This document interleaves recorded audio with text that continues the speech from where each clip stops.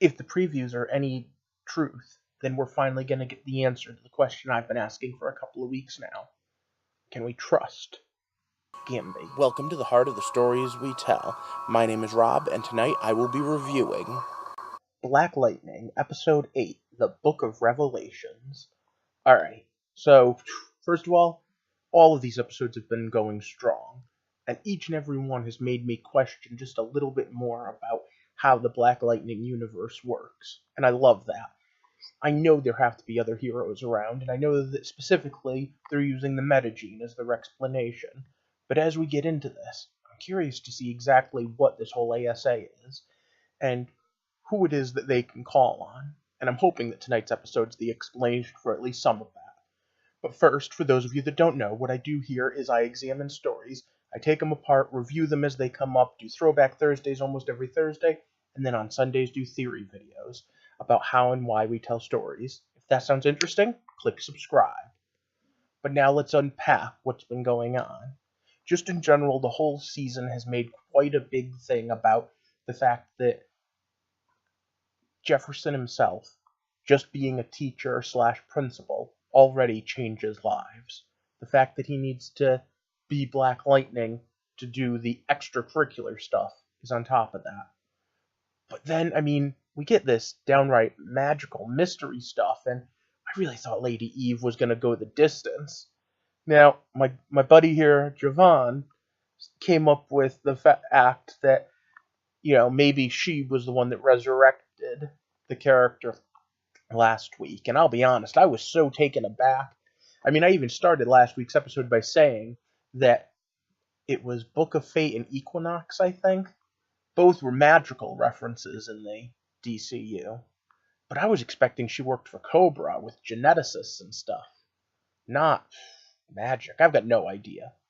But this week, hopefully, we're going to get some training, and maybe Thunder's new suit. Let's watch now. So once again, it's stop. Spoiler time. And we start with another training sequence. This was a powerful one. I especially liked the little play on the fact that the white guy was the one that she thought was a threat. How many times do you see the stereotypical, oh, if you're black, you must be a threat? But to a black person, a racist white person really looks like a threat, don't they? And of course, then on top of that, we have it intermixed with the interviews of people who were saying that Black Lightning was probably as bad as their corrupt cops. And in the real world, we have a pretty big history with corrupt cops killing black people for no reason. But from there, we go on to Gamby acting all sorts of suspicious, Mom and the other sister having a little heart-to-heart, and then back to training. But back to training in the field. And they go out without their costumes with Gamby just on the phone, because Black Lightning's wanted. Well, he's also got a death sentence on his head, and it's Gamby's friends that put it there, but there's a rather interesting thought process that Anissa gets taught. She figures out that the lightning strike pattern is wrong, and Gamby confirms it. But keep in mind, she figured it out at the same time he did. Black Lightning's the brawn, Gamby's the brains. She's both. But okay, back it up for a second to the family drama thing. Alright, so Mom's all sorts of distracted because Grandpa's notes are missing. But oh man, was that just awesome. Yeah, I want to go to the school and do this. And it might be kinda late. Yeah, and she probably could have said, and I'm gonna go rob a bank, and Mom wouldn't have noticed. And just as we're getting used to Thunder and how badass she can be, boom, we get dropped with what Jen's powers are. Now, she's called Lightning in the comics, and she can channel electricity and, well, become electricity. And as you saw when she fried her own phone and almost set on fire those posters, she has a lot of potential energy within her. Her and Thunder are going to be quite the team, and with Black Lightning leading them, who knows what they can do. But while that's going on, the main thrust of this episode is Gamby's having a bit of an existential crisis. He knows a lot more than he's been letting on. He understands what's really going on, he knows who the bad guys are. He even was working with Lady Eve. He probably even knows what those guns are capable of, although he doesn't say as much. He probably has a lot more information than we even get by the end of the episode.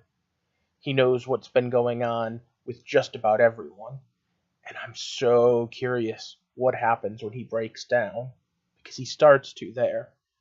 Because you have to remember, him and Jefferson, he practically raised him after his father died. So as much as we say the whole who can you trust thing, at the same time, he is someone that wants what's best for this family. When he goes to the church, though, that really struck a nerve with me. I have to say, that is probably the big takeaway of the episode. Sometimes what you want and what you need aren't the same thing.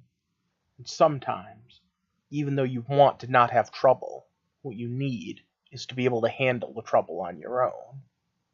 And realistically, that stretches throughout the entire episode. But part of this also goes back to Lynn, good old mom, and the fact that she realizes that one of the samples that was given to her by Anissa is Greenlight, except Greenlight from back when Jefferson's father died, 30 years ago. And the idea of experimenting on a lower income part of the city makes me start to think, now, as much as they're not calling it Cadmus Labs, it kind of reeks of the way Cadmus would do this sort of thing. And the whole idea that maybe Greenlight is just a way to test whether or not they could force people to have their metagenes. And remember, Tobias may or may not be immortal and may or may not have regenerative super strength. What aren't you telling us, Gamby? What aren't you telling us? But while him and Jefferson have to have a conversation, we can switch back for a second to Lightning, who's experimenting with her own powers in her bedroom.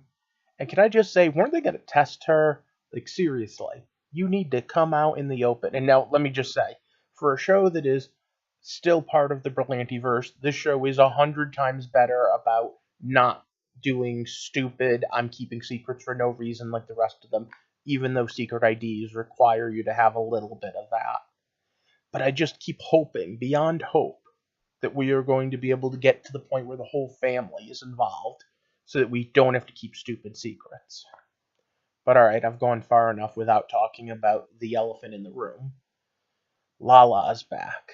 Lala was resurrected and has a spirit tattooed on him and is acting weird even for Lala.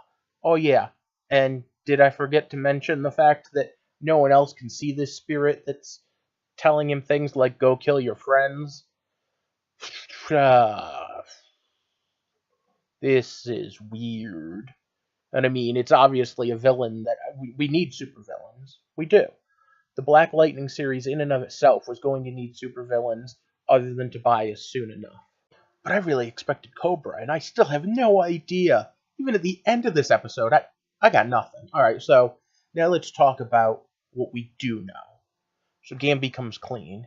He was here to research metahumans. The metahumans are a byproduct of a vaccine that was supposed to make people docile.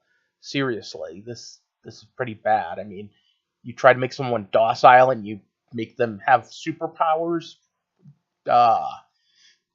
Give them Xanax, seriously. Alright, so Black Lightning doesn't trust Gamby anymore, and with good reason. Pretty much what he just admitted to is the entire reason he had to watch his own father get murdered by Tobias is because Gamby went to him. Now, Gamby's still one of the good guys, but I hope he's not hiding anything else, because if he is, there's a lot of problems here. But I still don't recognize any of these names from the comic books. I have no idea who this guy is or what the ASA is, so oh. I'm still really enjoying Black Lightning and Thunder working together. I can't wait to see her new suit. It didn't show up this week, but maybe next week. But then comes the other reveal when Lightning comes into her room and is like, look what I did. I did this with my hands, and oops. Yeah. I guess when I said that I wanted to see the whole family working together much faster, well, sooner or later, we're about to have Team Black Lightning. And I am super excited for it. I cannot wait. Once again, knocked out of the ballpark, even if I'm confused as to what's going on. What about you guys? Let me know down in the comment section. Do any of you have any idea what the ASA is, or who these people are, or just what's going on with the magic of resurrection? If so, let me know. And other than that, give me a thumbs up and subscribe.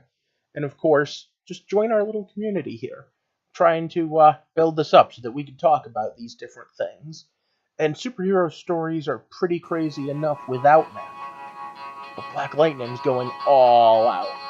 And I think that by the end of this season, we're going to have quite a bit to talk about when it comes to just what the theme is.